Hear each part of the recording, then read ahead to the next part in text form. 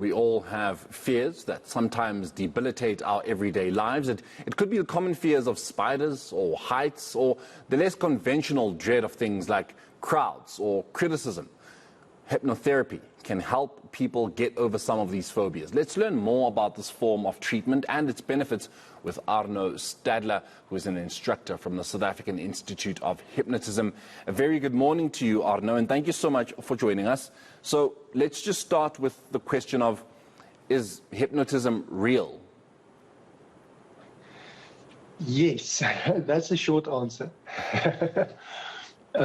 What's important to understand about hypnosis, yes, is that we all have these incredible inner abilities. You know, all have the ability to access the powerful inner mind, and that enables us to deal with certain things, like some of the things you've mentioned, phobias, trauma, to access those parts and make a difference and get resolution in those areas. Now, Arno, if I have a fear of heights, or perhaps if I have a fear of spiders, how then do you deal with something like that? What do you tap into? What do you get me to do, you know, to ensure that I get over the fear, or at least get into the process of getting over the fear? Well, the first thing that's important to understand is that we all have a powerful subconscious mind, and that subconscious mind is like a child. We all have a child inside, right? And that child, because it's a child, like a real child, you know, if you go up to a child and say, listen, buddy, you can have ice cream tomorrow, you know what's going to happen? You're going to buy ice cream now because you said the word ice cream, right? They don't understand time. They don't understand tomorrow. And when there's trauma, when there's something that happened in your past that kind of caused the inner child to be in pain or in fear, that inner child, it's almost like it's reliving that pain every day below conscious awareness. It's constantly accessing that pain. So, for instance, somebody that's got a fear of spiders, if they walk into a room, either consciously or below conscious awareness, they will scan that room wall to wall, ceiling to the ground, and just look for the smallest little spider. And if there's a spider even as small as a pinhead, they're going to freak out, because that is what they're primed for. That is what they're focusing on.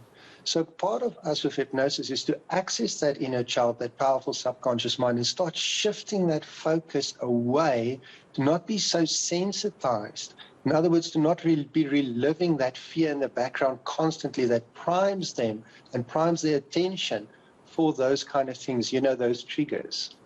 Arno, does hypnotherapy have its limitations? Does it have, you know, its point of not being able to help somebody with particular fears? Or is hypnotherapy something that is you know, it can do anything, it can beat anything? Well, the question is, the short answer is yes, it can beat everything. The long answer is to an extent. So, you know, you've got all these other modalities out there, the medical modalities, you know, that can support, and we refer to each other. So it all depends on how long and how severe and the intensity of the problem, and to what extent the person is, well, let's say, able or stable to kind of concentrate and focus. So it's a journey, it's a process. I can say for most people, more than 90% of people, probably more than 95% of people, we are able to deal with it on you know, with hypnosis. But there are those instances where people need to go, you know, the medication route, and they need to come in depending on the kind of problem, you know, if it is anxiety, depression, those kind of things, to be able to support and assist. How widely recognized is hypnotism? You know, because as an average human being, you're always told, if you've got problems, deep-rooted problems, you need to go to traditional therapy. You know, you need to see a therapist, a psychologist, or whatnot. But how accessible, how well known is hypnotism, given that it's not really spoken a lot about?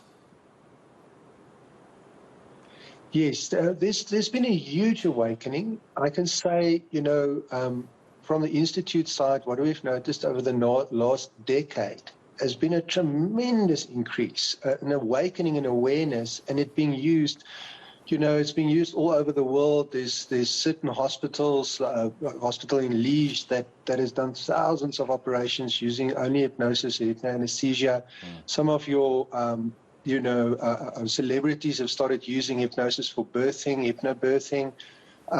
Yeah, so there's been a shift in that, in the sense that I think 10 years or so ago it was more quiet, hush-hush, but now these days, you know, our practitioners are just getting busier and busier, and we're just getting more and more people into our training.